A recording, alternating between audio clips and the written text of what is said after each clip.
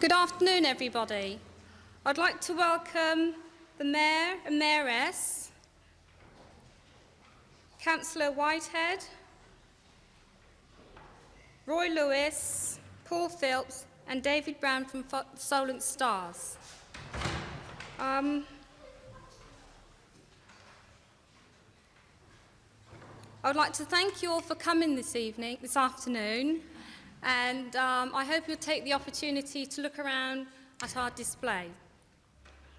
Our guest appearance is Roy Lewis. Roy said Paul. To come up and give a short speech, whatever. Yeah.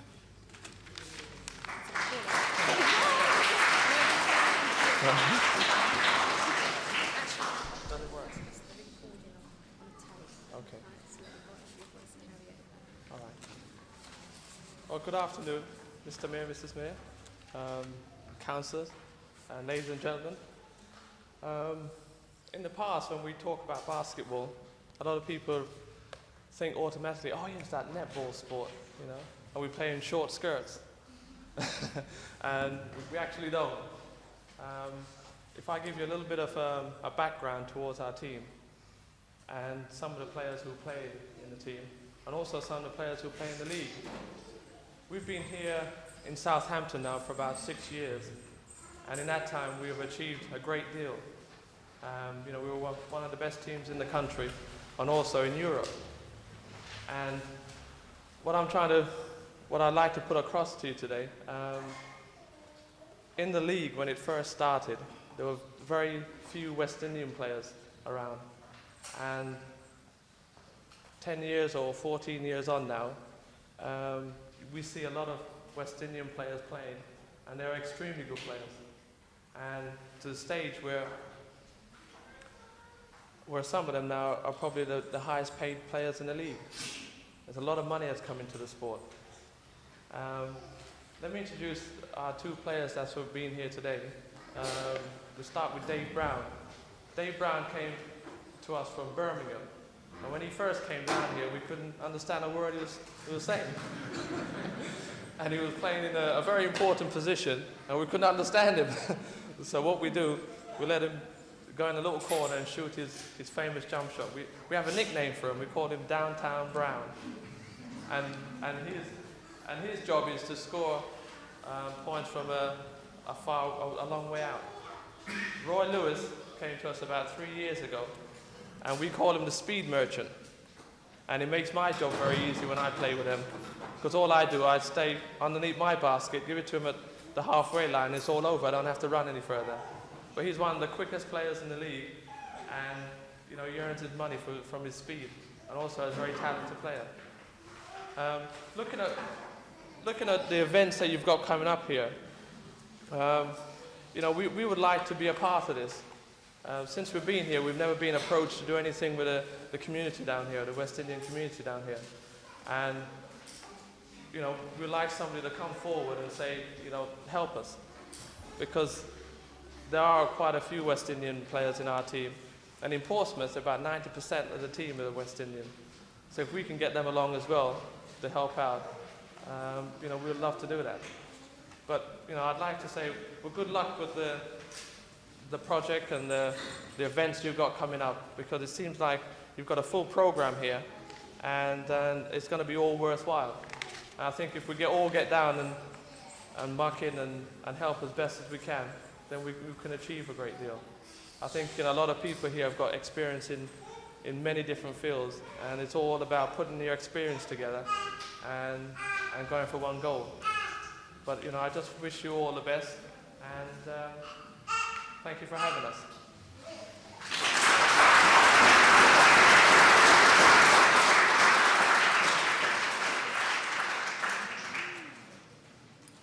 Thank you, Paul.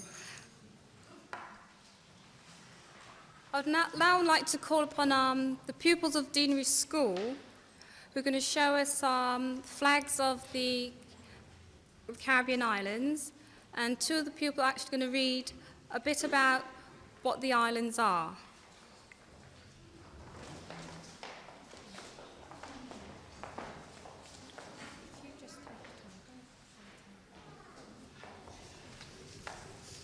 St Kitts. This island has been called St Kitts since 1623, when the English arrived and claimed their first colony in the Caribbean. Vast fertile plains spread around a volcanic peak. Sugarcane is the principal crop, with cotton and vegetables being grown on the lower slopes of the mountains. The black sand beaches are of volcanic origin, as are those of many of the neighbouring islands. The Cayman Islands. The three Cayman Islands make up the dependent territory of Great Britain, rising from the sea beside the Windward Passage south of Cuba. The friendly inhabitants came to harvest the sea. Turtling, fishing and salvaging wrecks made them brave, and then they became what they are today, one of the great tax havens of the world, especially appealing to the people of North America.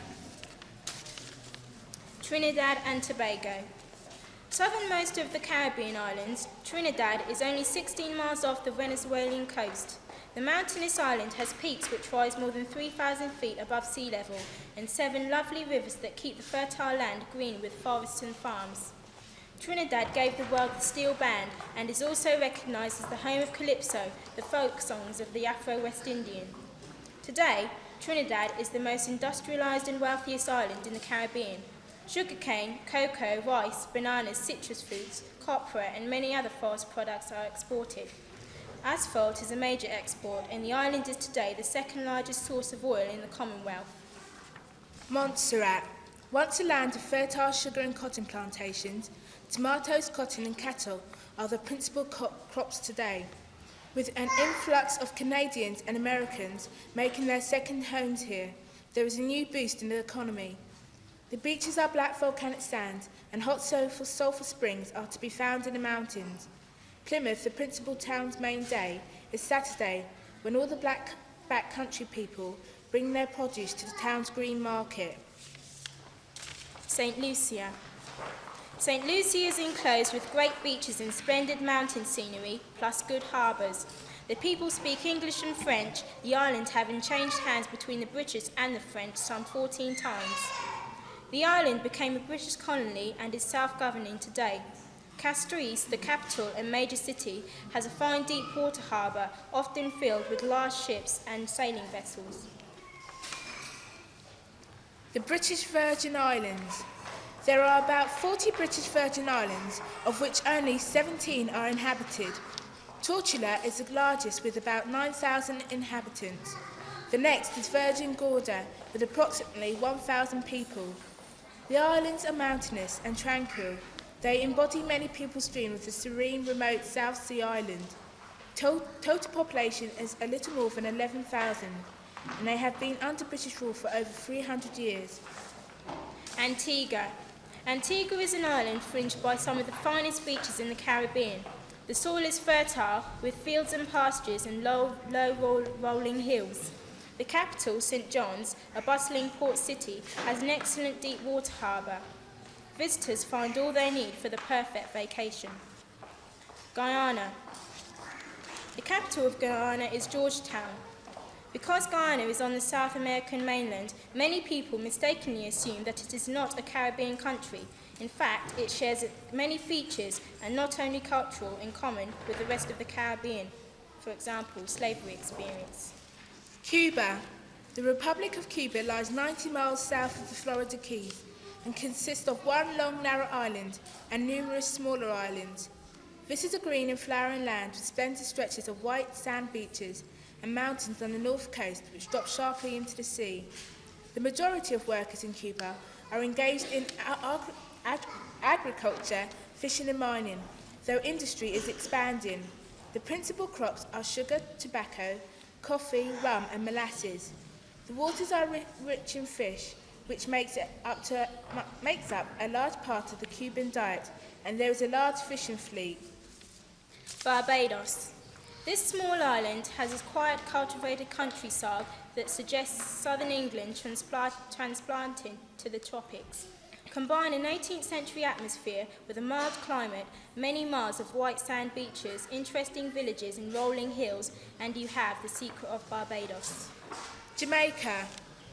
With 4,400 square miles of land, Jamaica is not only one of the larger islands of the world, it also It is also one of the most varied in its charms.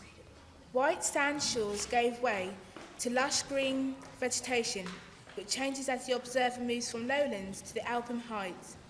Claimed for Spain by Columbus in 1494, Jamaica became British in 1660. As sugar grew in importance, Jamaica grew in wealth, with imported slaves working on sugar plantations. Pirates made Port Royal their base, and it became known as the wealthiest and wickedest city on the face of the earth. Kingston is the capital city and the heart of the island's life.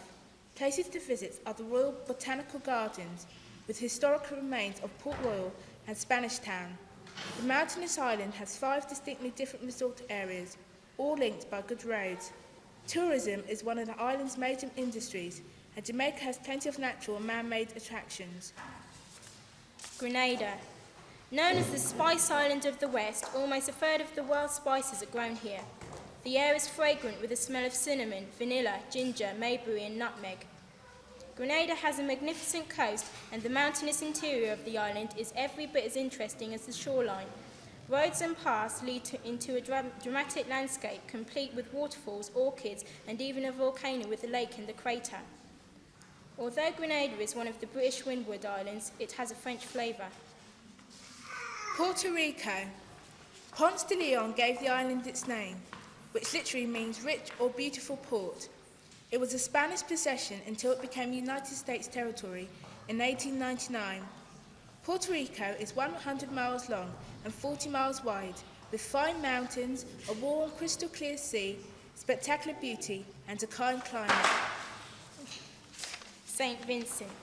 St. Vincent has the reputation of being one of the most cheerful and festive of the Windward Islands. Among its other distinctions is that it exports millions of tons of arrowroot starch each year to the USA.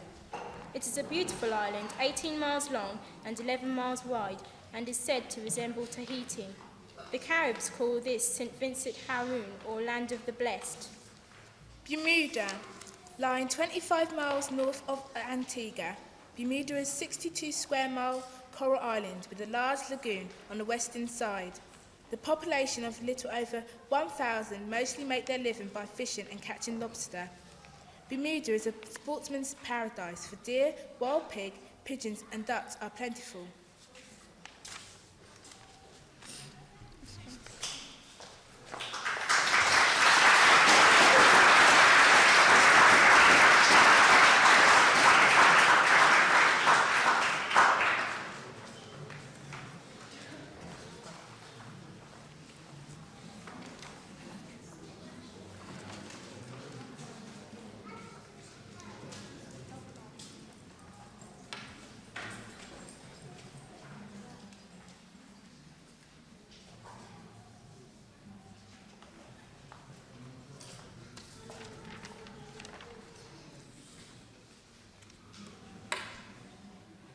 I'd like to thank the pupil of Deanery School for that beautiful display. Now I'd like to call upon Ron Belgrave to introduce Caribbean Focus.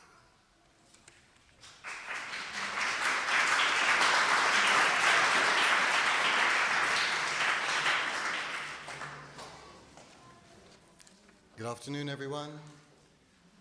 I won't be speaking for long, and I promise not to say too much about England's performance in the Caribbean at present. James Baldwin, the American black author, he wrote something once which was, Columbus was discovered by what he found.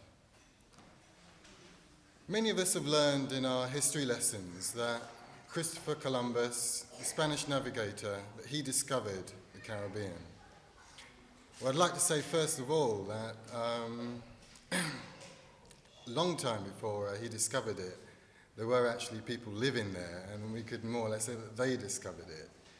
There is also evidence in Central America of African statues made by the indigenous people there, which suggests again that people from West Africa sailed over to sort of South America and then moved upwards. And if you look at your world maps, you'll see sort of how close, really, West Africa and South America really is, compared to the distance between the Caribbean and Europe. And I mention those things because history is very important to us. History really signifies where you've come from, where you're going, and it gives you a sense of direction, a sense of feeling about a group of people that you might belong to. And we Caribbean people here in Britain, even though many a time, people say to us, well, you're English, you live here, you're English people. But often as we walk down the street, as we try to get jobs, as we try to get education for our children in schools, we find that we're not treated quite the same as the other English people. Myself, for example, I went to a school in London, a grammar school, and I was the only Caribbean child in that school. This is a secondary school. In fact, I was the only one out of 1,000 who was there. And in one or two lessons, when the teacher asked a question, I'd put up my hand and say, yeah, I know the answer. Teacher would look round, oh, obviously no one knows the answer to this question, and moves on. And those kind of things, they hamper Caribbean children in school. Now, you then get statistics that say, oh, Caribbean children are underachieving. Perhaps it's the parents' fault. Perhaps it's their culture. Perhaps it's all of these. But we say no. We say it's more the attitude of the teachers. And more than that, it's more the attitude of what's taught in school. Now I'll come on to Caribbean Focus 1986 itself. Caribbean Focus was initiated by the Commonwealth Institute in London. Every 2 years they have a theme for a year, and for 1986 they chose the Caribbean. In the last 4 years they've had a focus on India and a focus on Africa. And why? Why have they decided to have this? Well,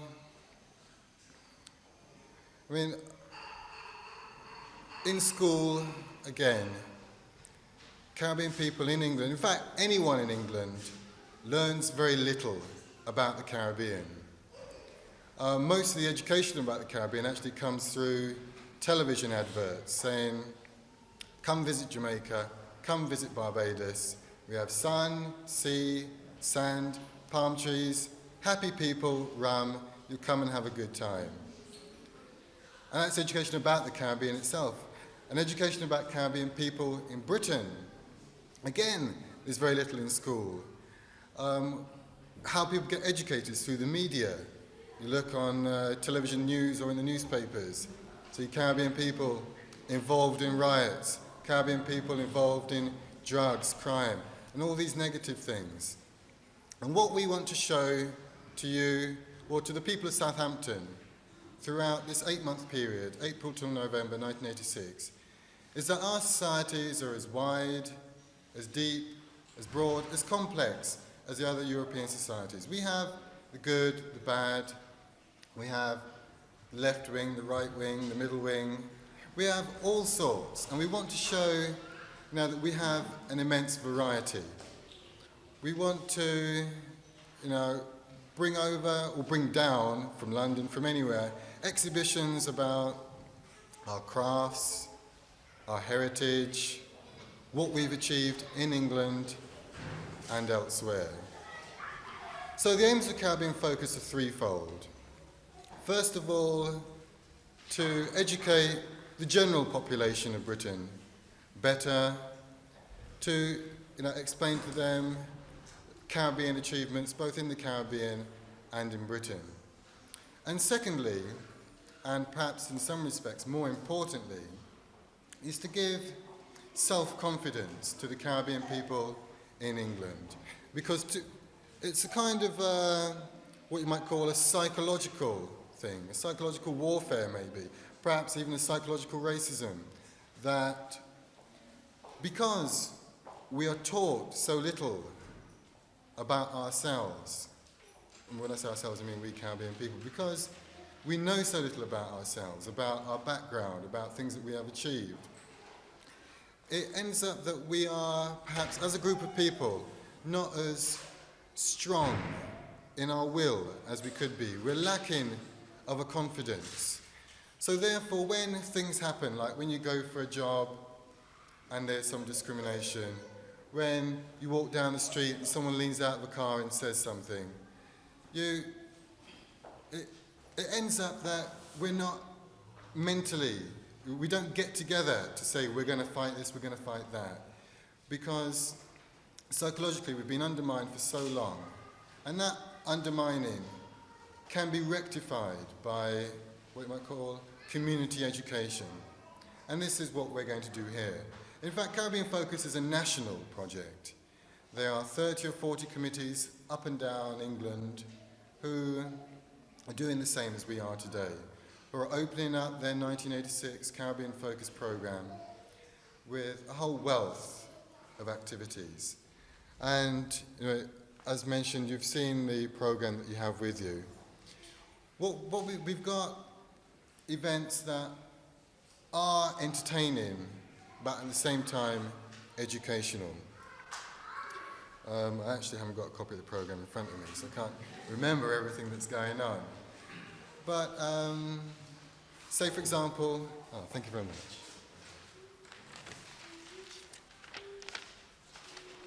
I talked about the self-confidence aspect, and I feel that will come through in events like, say, our football matches, our basketball matches, and our open-air festival. Now, you may think, what is the educational aspect of that? Well, I mean, we feel it's educational from the point of view that these will be public events, and that the public, of whatever walk of life will be getting together to come, to join in, and to sort of just participate in the event that's going on. And something like the Open Air Festival. There are many members of the Caribbean community that are interested in music, that are interested in sports, now partly because it's the kind of things that get encouraged to do in schools, but these things come about. And these kind of activities must be fostered. There must be an outlet for this. And activities like we've drawn up here will give people a chance to get together to make something big about the kind of things that they sort of do in their personal lives anyway. Make a big public show to get some kind of recognition publicly, and therefore, ultimately, to feel good about the kind of things that they normally participate in. In June, we're going to participate in a village fete in Salisbury Green. I'd never heard of Salisbury Green before they phoned us up. It's halfway between here and Fareham. But that is an example of how we want to spread the word, for example. We're not just concentrating on the inner city areas where there's a lot of Caribbean people anyway. We want to get this education out to, villages. People, who live out in the outskirts of the city who don't normally get any sort of information of this sort.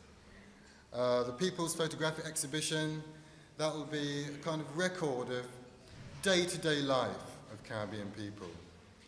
We're trying to publicly represent ourselves, in our daily, ordinary, normal lives as much as we can, so that the rest of the community of Southampton can appreciate the kind of lifestyles that we have, and ultimately, to understand us more.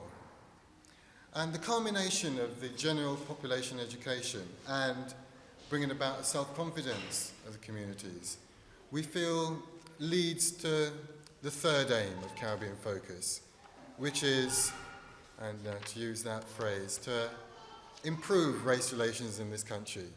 Because even though there may well be some individuals who are sort of particularly nasty, full stop, many should we say, bad things happen through ignorance, through not knowing what's going on, through expecting something else to happen.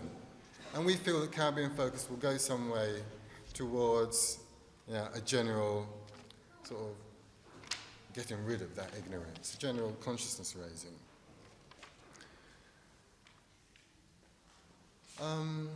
One of our main problems so far has been that of funding. Caribbean Focus in general has been a good educational experience for us who are involved in organising it, because we've learned a lot of little things about who to apply for funding. You know, when it comes to organisations like the City Council, months in advance you've got to apply because they've got one committee after another. You know, and you need to know the ropes. You need to understand what's going on. And unfortunately, very few Caribbean people have been involved in this kind of process in the past. So there isn't that kind of general knowledge amongst our community. But it's beginning to dissipate amongst the community a little bit more now. People are beginning to understand, you know, you don't ring up the council one day and you get a grant the next week. And there's a lot of rigmarole and to and fro-ing and knowing the right person and all this kind of thing, you know. But, you know, even though things have been very delayed, funding is coming about very late. There's only been one body so far that have, you know, like made their final committee decision to give us some funding. Then one or two other major bodies we're hoping, you know, for their final committee decision sometime in May. And, you know, funding is very important because you can't definitely say, oh, we're going to do this event in September, unless you know you've got money to pay for expenses, to hire in whatever exhibitions, or to do, you know, all these kind of things. You can't make a commitment unless you've got the money. So funding is very crucial. Many bodies have given us assistance in various ways. For example, the Argyle Centre today has allowed us use of their hall. We came in yesterday as well to make the preparations. And those kind of little things we do appreciate. And, you know, and I don't really want to give a list of, you know, all the people, all the bodies that I want to thank, but there have been many agencies in this southern Hampshire region who have helped us, and, you know, we do sincerely appreciate it. In the long term, even though it's called Caribbean Focus 1986, we hope that Caribbean Focus will exist for a very long time. At the end of this year, when the whole concentration of activities is finished, we hope that Caribbean Focus will be an educational resource, because as time goes on, more and more schools are ringing us up saying, oh, have you got any exhibitions or any people that can come and speak, or any books, etc., etc., etc. And up to now, we haven't really been able to say, oh yes, we've got this, that and the other, partly because we don't have the money to collate these kind of things. But we hope that at the end of the year, we can set up a building, a room somewhere, which can house exhibitions, from which we can organise people to go out to speak. And therefore, Caribbean Focus will have a long-term effect. And that's where the schools are very important, because if you can educate people when they're young, you know, that the Caribbean isn't all about happy-go-lucky people, isn't all about sunshine holidays, etc., etc., etc. If you can educate them about the wealth of the Caribbean, right down from the indigenous people of the Caribbean, who incidentally are called Indians. That was Columbus's little mistake, because when he was sailing from Spain, he thought he was going to reach India and China. And that was where, and then he got to the Caribbean, he called it then India. And finding out that it wasn't, he then had to call it West India, and India became East India. So you ended up with a whole continent of people. That's North America, Central America, the Caribbean, and South America. The indigenous people all being called Indians. And so there's those people, plus those who were taken from Africa. Some were taken from India and China. All those people come together to make up the Caribbean. And throughout this year, we hope to be able to display to you the kind of riches that are coming from the Caribbean. At this point, I would actually like to make a special thanks towards the Council for Racial Equality, who have given us a great assistance in the past few months while we haven't had an office. They've given us assistance from the point of view of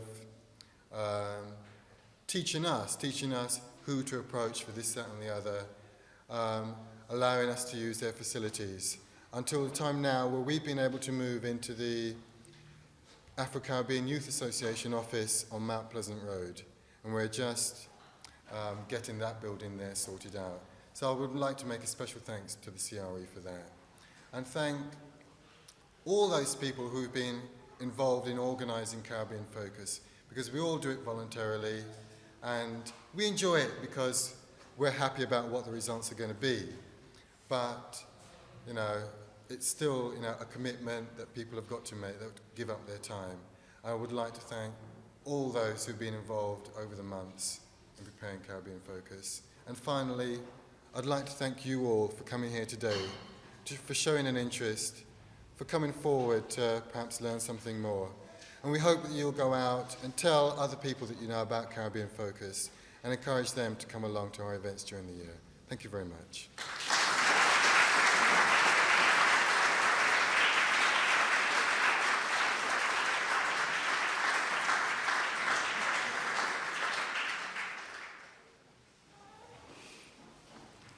Thank you very much, Ron.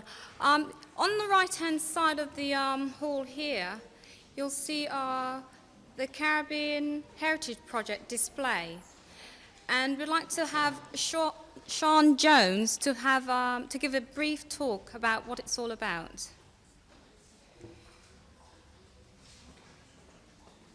I'm just going to say a few words because Dawn McCullin, who's working on the project, was originally going to be speaking. I'm not actually sure what she was going to say, but I'll just give a bit of background. I work in the museums in Southampton, and Southampton's museums, up until fairly recently, have not really had collections in them that reflect the makeup of the peoples of Southampton. We have nothing that reflects the Caribbean community, the Asian communities, the Chinese community, nothing of their history both within this town and prior to arriving here. So a couple of years ago, with money from the MSc, we set up an oral history project, and the aim of that was to interview members of the Caribbean community, both about their lives here and those who were born in the West Indies, about their experiences in growing up in the West Indies and their experiences in moving here. The project lasted for 1 year, and during that time we were able to interview about 25 members of the community. And part of the results of that are seen in the extracts, which you can see printed up on the sides along there. They're just taken from very much longer interviews. The photographs too were collected from people living in Southampton. This exhibition, or a larger version of it, was shown at the Belgrave Museum, and then because it was a Manpower Services Commission funded project and we received no further funding, the project ceased after a year. In the last 2 years, we've been trying to make various attempts to actually make this into a full-term commitment for the museums, and through the work that various people, some of whom are in this room, especially Ron, who actually knows, whatever he says, a lot about the ways around committees. We have managed to succeed in getting support and funding from the City Council. And at the moment, Dawn McCullin is working on producing for Caribbean Focus Year a teaching pack which is going to be used in Hampshire schools who are taking part in school activities around Caribbean Focus. Small-scale exhibitions like the one you see here, which are available to go to community centres, pubs, clubs, in fact anywhere that you'd like to take them and borrow them. And hopefully when that work is complete, we hope to start interviewing again members of the Caribbean community in Southampton, because we were only able to carry out 25, and you can see that that's not representative of even the number of people that are here. So If you'd like to get in touch with the project, there are some yellow leaflets over there which gives Dawn's telephone number and also gives a list of some of the other events and exhibitions that are going on in Southampton Museums and Art Gallery throughout this year. Two of which I'll mention specifically. One is an exhibition by Denzil Forrester, who is an artist living in London and is quite well recognised. That's coming to the Art Gallery in October and November. And next year, although we've missed out on Caribbean Focus Year, there'll be an exhibition of costumes from Notting Hill Carnival, collected in 1985. And it's an Arts Council exhibition, and that'll be touring the whole country during Caribbean Focus Year and ending up in Southampton in the early months of 1987. So that's just a sort of brief outline.